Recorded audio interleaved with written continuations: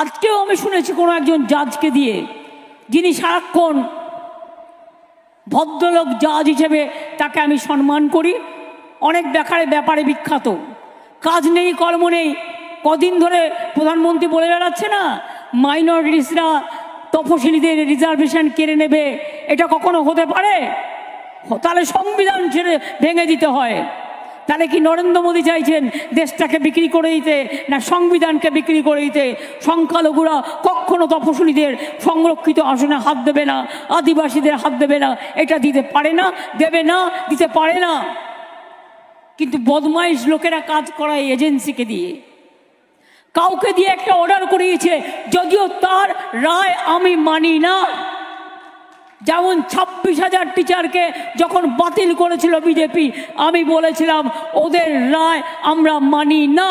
তেমনি বলছি আজকে, যে রায় দিয়েছে যেই দিয়ে থাকুন, নাম বলবো না, জাজমেন্ট নিয়ে বলা যায় বিজেপির রায় এটা আমরা মানব না। ওবিসি রিজার্ভেশন চলছে, চলবে।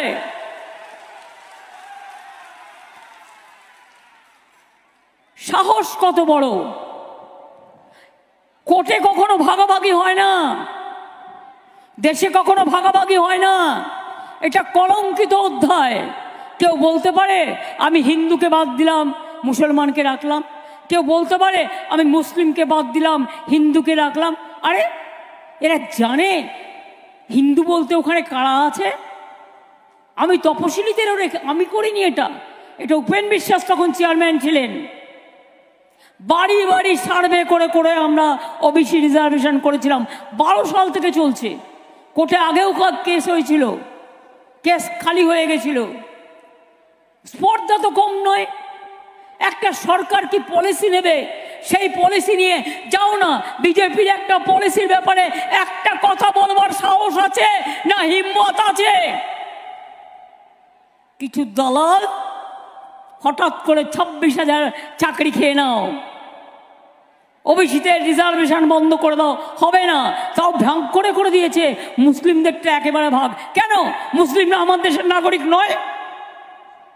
মনে রাখবেন, আমি হিন্দুও করি, আমি হিন্দু ঘরের মেয়ে, আমি মুসলিমও করি, আমি তপশিলীও করি, আমি আদিবাসীও করি, আমি পার্সিকও করি, আমি বৌদ্ধও করি, আমি জৈনও করি, আমি সবটাই করি।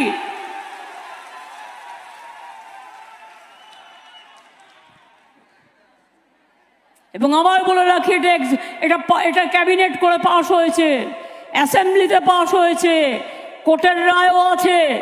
যারা ইলেকশনের আগে এই সব নিয়ে খেলা করছেন, সন্দেশখালি নিয়ে করলেন চক্রান্ত 1, ফাঁস হয়ে গেল। দাঙ্গা নিয়ে করবার চেষ্টা করলেন, চক্রান্ত 2, এখনো মাথায় ঘুরছে হিন্দু মুসলমানে ভাগ করবার। 3, প্রধানমন্ত্রী এই কথা কখনো বলতে পারে যে সংখ্যালঘুরা তপশিলীদের রিজার্ভেশন কেড়ে নেবে? আমি তো বলবো উনি বলতে পারেন না। তার কারণ এটা সাংবিধানিক অধিকার। তপশিলীরা তপশিলীদের অধিকার সাংবিধানিক হিসাবে পায়, আদিবাসীরা আদিবাসীদের অধিকার সাংবিধানিক অধিকারে পায়, ওবিসিরা সংবিধান অনুযায়ী, সংবিধানের কাঠামোর মধ্যে থেকে এই ওবিসি রিজার্ভেশন করা হয়েছে। সুতরাং তোমরা কে?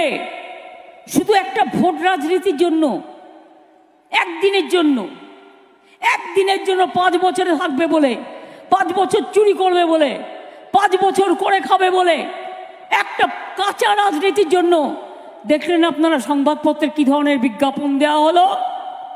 কোর্টের রায় বলে দিয়েছে এর থেকে নিম্নমানের আর কিছু হতে পারে না, এটা অন্যায়, এটা অন্যায়, এটা অন্যায়, এই ধরনের বিজ্ঞাপন করা যাবে না। আর যারা করেছে আমি তাদের বিরুদ্ধে আমি ব্যক্তিগতভাবে ডিফামেশন করব। তার কারণ একটা এভিডেন্স দিয়ে প্রমাণ করতে হবে আমি 1 পয়সাও কারো খেয়েছি।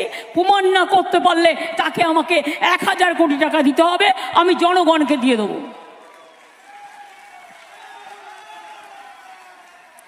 রায় আমি পেয়ে গেছি, এবার খেলাটা আমার হবে।